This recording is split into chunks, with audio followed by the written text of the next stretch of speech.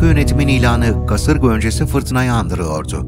Rejimin artan baskısı karşısında ulusal demokratik güçler arasında birlik görüşmeleri başlatılmıştı.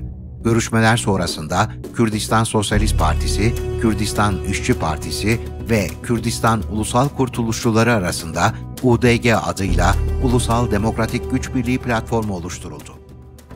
1979 1 Mayıs kutlaması sıkı yönetim uygulamasından dolayı Diyarbakır dahil 18 ilde yasaklanmıştı. Ulusal Demokratik Güç Birliği platformu 1 Mayıs'ı yasağın olmadığı Bitlis'te kutlama kararı aldı. Kürdistan'da ilkti. Yani bizim 1 Mayıs'ı Kürdistan'da bir ilkti.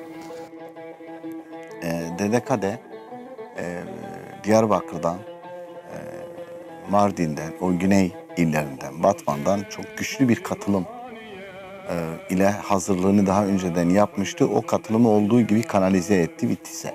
Bizim Tatvan ve Bitlis civar köyleriyle Rojavala'dan ötürü çok iyi ilişkilerimiz vardı.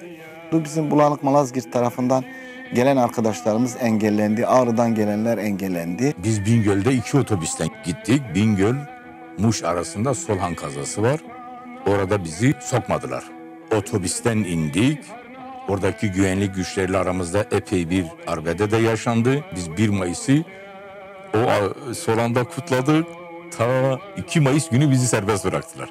2 Mayıs'ta değil 3 Mayıs bizi serbest bıraktılar. Özellikle en güçlü bayan katılımının olduğu yer Siirt'ti. Siirt'ten çok miktarda bayan arkadaş vardı. O coğrafyada düşünün yani bayanların o çalışmalara katılması, hele Siirt gibi tutucu bir yerde gerçekten çok zordu.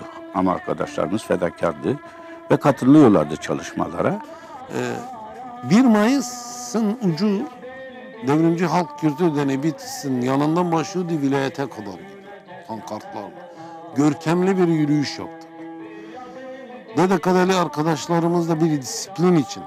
Yani hiçbir grupçu şeye düşmeden.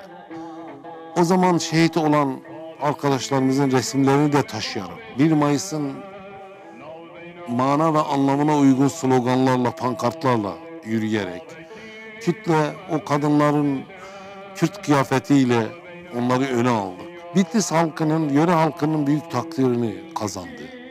Yani bu disiplin, bu coşku, bu güzellik falan bir duygu seli oldu, bir coşku.